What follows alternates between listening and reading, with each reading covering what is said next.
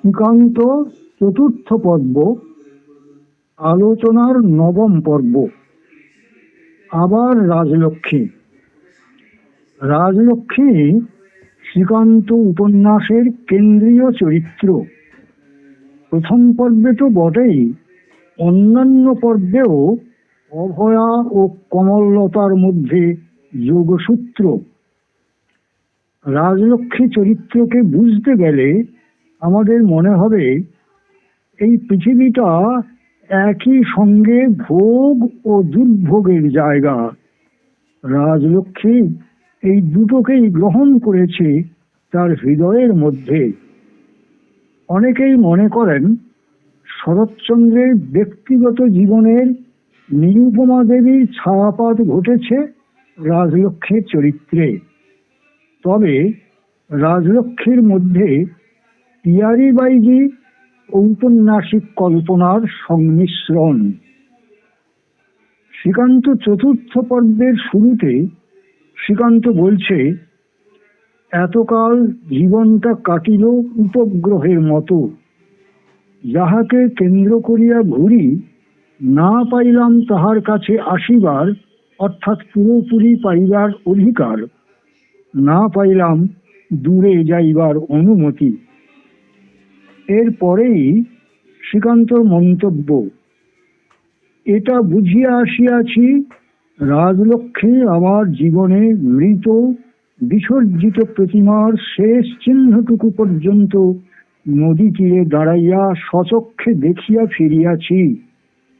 এ যেন সর্বস্ব খোয়াইয়া জুয়ারির ঘরে ফেরা। ঘরের ছবি অস্পষ্ট, অপ্রকৃত, শুধু পথটাই সত্য। মনে হয় এই পথের চলাটা যেন আর না ফুরায়। 10 দিন পর শ্রীকান্ত ফিরল তার কলকাতার বাসায়। এসেই দেখে রতন বসে আছে তাকে রাজলক্ষ্মীর কাশীর বাড়িতে নিয়ে যাওয়ার জন্য। সেখানে এসে কথায় কথায় উঠল মুরারিপুরে বাবাজিদের আখড়ার কথা।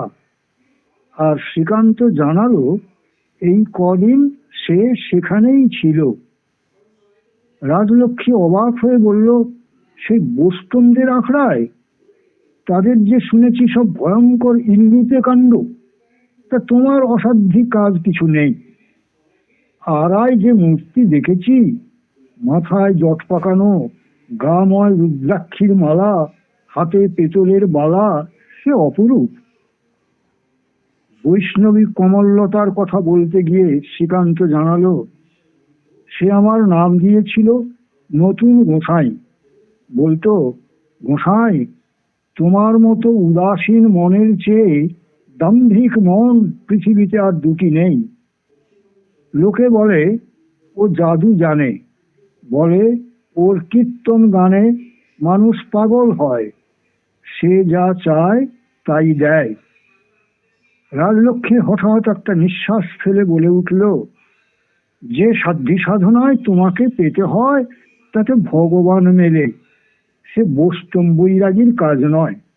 আমি ভয় করতে যাব কোথাকারকে কমললতাকে? 2 দিন পর শ্রীকান্ত রাজলক্ষ্মী উভয়েই এসে পৌঁছালো মুরারিপুরের আখড়ায়। সেদিন সন্ধ্যার পর কীর্তনের আসর বসল। বিখ্যাত কীর্তনিয়া মনোহর দাস বাবাজির কীর্তনের পর মঠাধ্যক্ষ দ্বারিকা দাস রাজলক্ষ্মীকে আহ্বান করে বললেন, দিদি, আমার ঠাকুরদের এবার তুমি কিছু গান নিবেদন করে শোনাও, শুনে আমরাও ধন্য হই। গান শুরু হলো। সংকোচের জরিমা, অজ্ঞতার দ্বিধা কোথাও নেই। নিঃসংশয়ের কণ্ঠ অবাধ জলস্রোতের ন্যায় বয়ে চলল। শুধু সুরে তালে লয়ে নয়, বাক্যের বিশুদ্ধতায়, উচ্চারণের স্পষ্টতায় এবং প্রকাশভঙ্গির মধুরতায় এই সন্ধ্যায় সে যে বিস্ময়ের সৃষ্টি করল তা অভাবিত।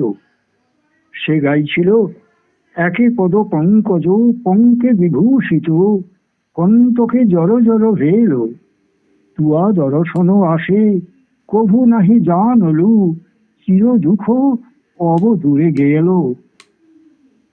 বড় গোসাইজির চোখে ধারা বইছিল। তিনি আবেশ ও আনন্দের প্রেরণায় উঠে দাঁড়িয়ে বিগ্রহের কণ্ঠ থেকে মল্লিকার মালা তুলে নিয়ে রাজলক্ষ্মীর গলায় পরিয়ে দিলেন। রাজলক্ষ্মী হেঁট হয়ে তাকে নমস্কার করল। তারপর সকলের সামনে শ্রীকান্তর পায়ের ধুলা মাথায় নিল। গানের আসর শেষ হলো।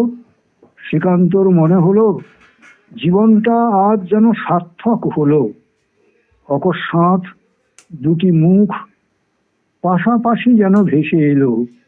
একটি রাজলক্ষ্মী কল্যাণের প্রতিমা, অপরটি কমললতার অপরিস্ফুট অজানা যেন স্বপ্নে দেখা ছবি। শ্রীকান্তর মনে পড়ে অনেক দিন আগের রাজলক্ষ্মীর সেই উচ্চকিত প্রশ্ন, পুরুষ মানুষ যত মন্দই হয়ে যাক, ভালো হতে চাইলে তাকে তো কেউ মানা করে না, কিন্তু আমাদের বেলায় সব পথ বন্ধ কেন?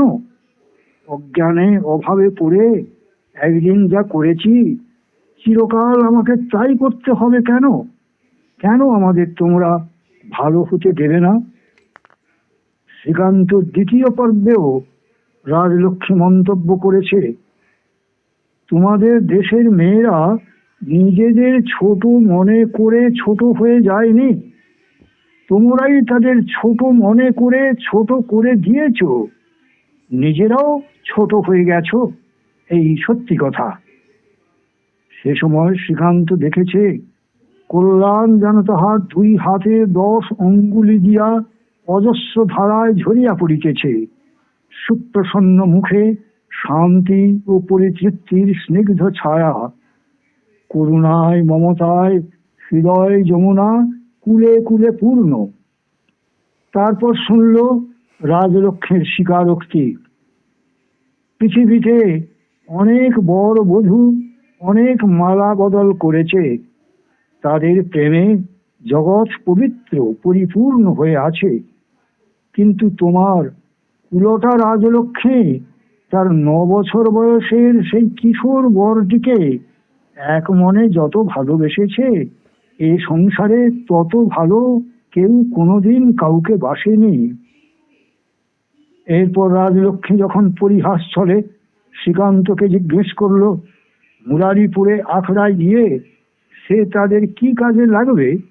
তখন শ্রীকান্ত বলল, তাদের ফুল তুলে দেব, ঠাকুরের প্রসাদ পেয়ে যতদিন বাঁচি থাকব, তারপরে তারা দেবে আমাকে সেই বকুল তলায় সমাধি। ছেলে মানুষ পদ্মা কোন সন্ধ্যায় দিয়ে যাবে প্রদীপ জেলে, কখনো বা তার ভুল হবে, সে সন্ধ্যায় আলো জ্বলবে না। ভোরের ফুল তুলে তারই পাশ দিয়ে ফিরবে যখন কমললতা, কোনোদিন বা দেবে সে এক মুঠো মল্লিকা ফুল ছড়িয়ে, কোনোদিন বা দেবে কুন্দ। আর পরিচিত যদি কেউ কখনো আসে পথ ভুলে, তাকে দেখিয়ে বলবে, ওইখানে থাকে আমাদের নতুন গোসাই, ওই যে একটু উঁচু, ওই যেখানটায় শুকনো মল্লিকা কুঁদ করবীর সঙ্গে মিশে ঝরা বকুল সব ছেয়ে আছে, ওইখানে। রাজলক্ষ্মীর চোখ জলে ভরে এলো। জিজ্ঞাসা করলো, আর সেই পরিচিত লোকটি কি করবে তখন? শ্রীকান্ত বলল, সে আমি জানি নে, হয়তো অনেক টাকা খরচ করে মন্দির বানিয়ে দিয়ে যাবে। রাজলক্ষ্মী বলল, না, হলো না, সে বকুল তলা ছেড়ে আর যাবে না, গাছের ডালে ডালে ঝরবে ফুল, পাখিরা কলরব করবে, গাইবে গান, করবে লড়াই, কত ঝরিয়ে ফেলবে শুকনো পাতা শুকনো ডাল, সেসব মুক্ত করার কাজ থাকবে তার। সকালে নিকিয়ে মুছিয়ে দেবে ফুলের মালা গেঁথে, রাত্রে সবাই ঘুমোলে শোনাবে তাকে বৈষ্ণব কবিদের গান। তারপর সময় হলে ডেকে বলবে, কমললতা দি, আমাদের এক করে দাও সমাধি, যেন ফাঁক না থাকে, যেন আলাদা বলে চেনা না যায়। আর এই নাও টাকা, দিও মন্দির গড়িয়ে, করো রাধা কৃষ্ণের মূর্তি প্রতিষ্ঠা, কিন্তু লিখো না কোনো নাম, রেখো না কোনো চিহ্ন। কেউ না জানে কেই বা এরা, কোথা থেকেই বা এলো। রোমান্টিক প্রেমের এই বোধহয় শেষ কথা।